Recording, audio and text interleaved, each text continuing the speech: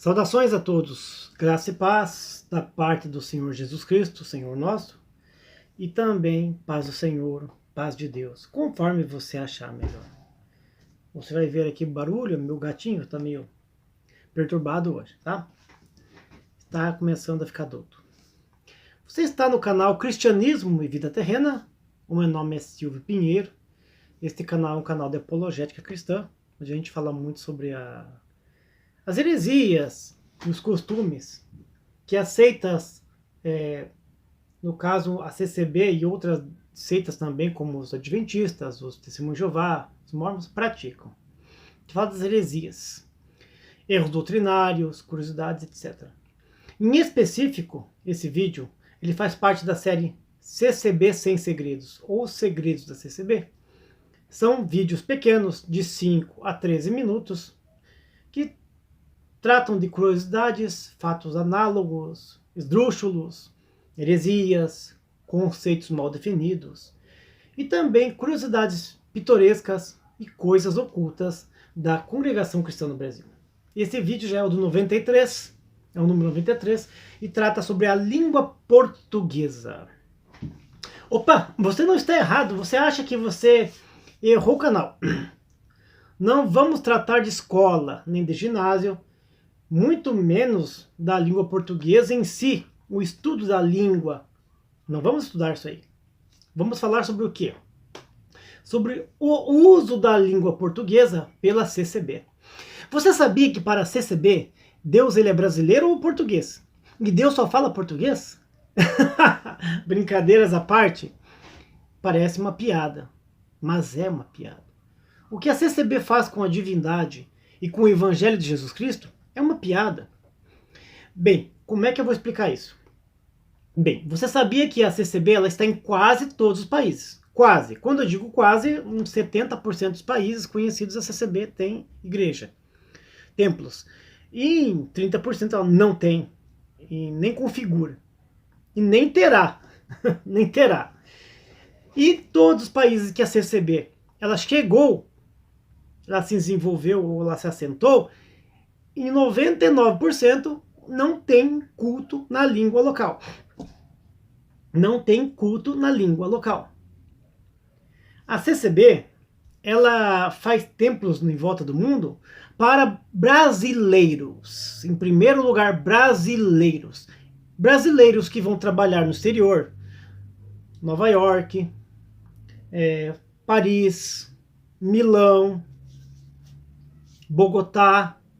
Não importa a cidade de que país, se é país americano, se é país europeu, ou sudeste asiático, ou os países africanos.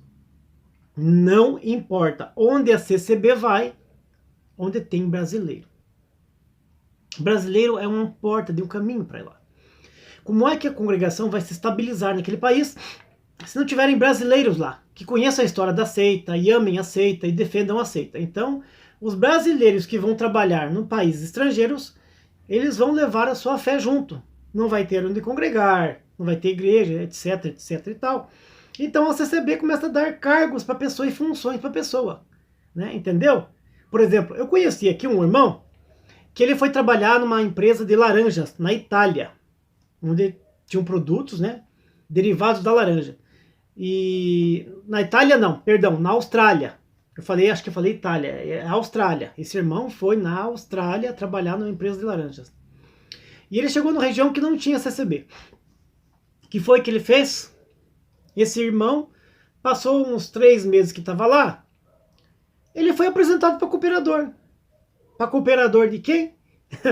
Cooperador dele, da esposa dele e das 2 filhas. E os cultos, 99% em português.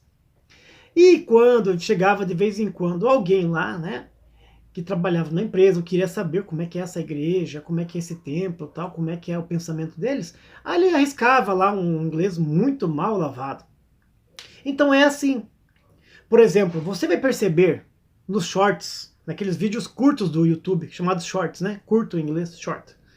Ou você perceber nos vídeos da CCB Mundial, e geralmente os púlpitos e os dísticos em nome do Senhor Jesus nesses países estrangeiros, ou estão em inglês, ou estão na língua local. In name of the Lord Jesus, ou está lá em espanhol, em russo, não importa. Como é que está escrito o nome. Mas geralmente os cultos são para brasileiros. Você sabia que a congregação é lusofônica?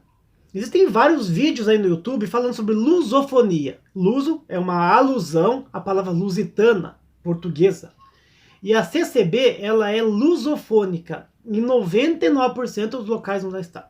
Por exemplo, no Japão, 1% dos cultos, 2% é em japonês. Porque não tem nada, ninguém que quer escutar em japonês. O japonês não quer saber desses cultos aí da igreja, congregação cristã. Eles têm uma outra concepção de Deus, de realidade, de filosofia. E isso é prático deles. Então, para se evangelizar o japonês, teria que mandar pessoas preparadas para lá, que fale bem o japonês, conheça a Bíblia Sagrada, a capa a capa, e conheça evangelismo, historicidade, história da religião brahmanista, dos budistas, dos taoístas e assim por diante. Tá bom? A CCB não faz isso. Ela pega a pessoa no laço. Tchum! Pegou, né? Pegou. Aí ela começa a pregar assim, ó. Quer ver? Veja só. Você vai, digamos que você, irmão ou irmã, vai viajar para os Estados Unidos, né? Vai viajar para os Estados Unidos, vai trabalhar lá fora. Aí, com o tempo, você está na igreja lá, a palavra vem assim: irmão, Deus manda te dizer que você vai anunciar essa graça pelos 4 cantos do mundo. Deus vai cumprir o teu desejo do teu coração. Fique firme. Aí você fica lá esperando aquela profecia cumprir. Mas você vai trabalhar você às vezes não tem, naquele momento da pregação, não tem esse desejo, né? Esse desejo de trabalhar fora. Mas pode acontecer no acaso que para frente você vai trabalhar fora, nos Estados Unidos, por exemplo. Aí quando você ganha um cargo da CCB para pregar lá a congregação, a graça de Deus nos Estados Unidos, você vai pensar: Deus cumpriu na minha vida o desejo do meu coração. Aquela palavra lá de 10 anos atrás, de 20 anos atrás, que eu ia anunciar o evangelho no outro lado do mundo. Olha, aleluia, xarabadá, ali. Então, é assim. A lavagem cerebral começa e depois a pessoa começa a desenvolver trabalhos para a CCB. Também tem casos de pessoas que recebem a pregação e depois, com o tempo, são convidados a trabalhar em multinacionais ou empresas, ou casam-se com pessoas de outros países e depois elas são induzidas a, quando ir morar no outro país, levar a fé estranha brasileira para um país cristão, fazer proselitismo. Exemplo disso é o que acontece na Síria, onde o cooperador da Síria, que está afastado no momento, né, está afastado no momento do Ministério do Brás, ele é um sírio, casou com uma brasileira, e lá ele abriu várias denominações da congregação cristã, inclusive evangelizando egípcios, árabes, Kuwait, irmãos do Kuwait, dos Emirados, entendeu? Dos Emirados, do Líbano, da Turquia, do Paquistão, do Afeganistão. Esse irmão que está lá, ele anunciou o evangelho da CCB para dezenas de povos de origem árabe, para dezenas de países. Mas a CCB mesmo não manda ninguém lá, desde aqui do Brasil para lá, para fazer o evangelho e pregar na língua local. O caso desse irmão é um caso específico porque ele começou a fazer um trabalho lá e ele já sabia a língua.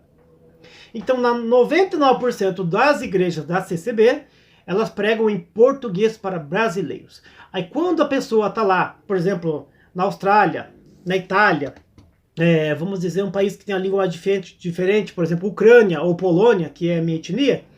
Na Polônia, a pessoa está lá há 20 anos na Polônia, ele teve filhos lá.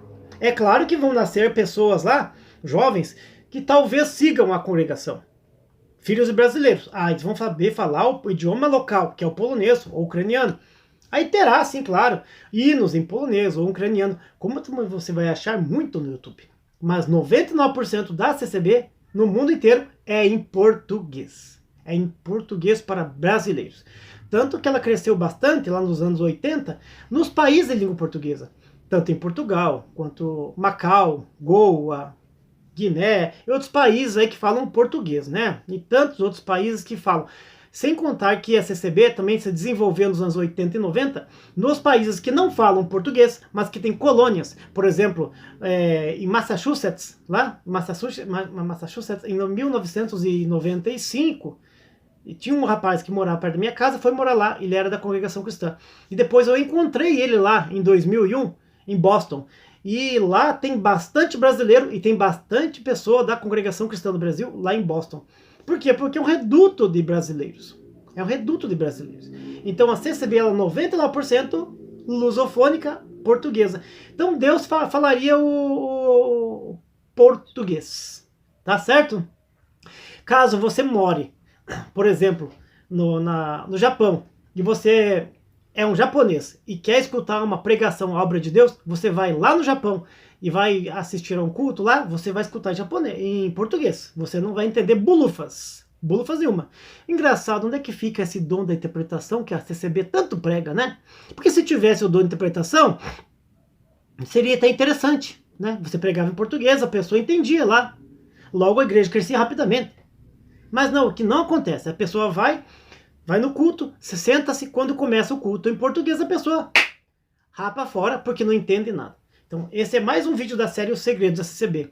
A CCB, ela é 99% no mundo inteiro portuguesa. Ela prega a língua portuguesa abrasileirada. Não é um português clássico ainda, é um português abrasileirado, cheio de gírias, cheio de vamos dizer assim, defeitos linguísticos e até de anomalias linguísticas, né?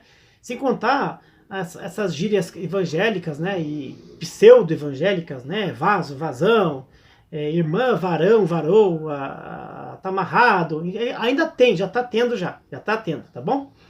Deus abençoe vocês. Se vocês já viram algum culto, ou souberam que outro país aí, a maioria dos cultos é em português, você pode sinalizar aí, e se você já viu na internet, no YouTube, pessoas pregando em português e o púlpito está escrito em outro idioma, também sinaliza aí, tá bom? Deus abençoe a todos, em nome do Senhor Jesus Cristo. Nos vemos no próximo vídeo, Os Segredos da CCB.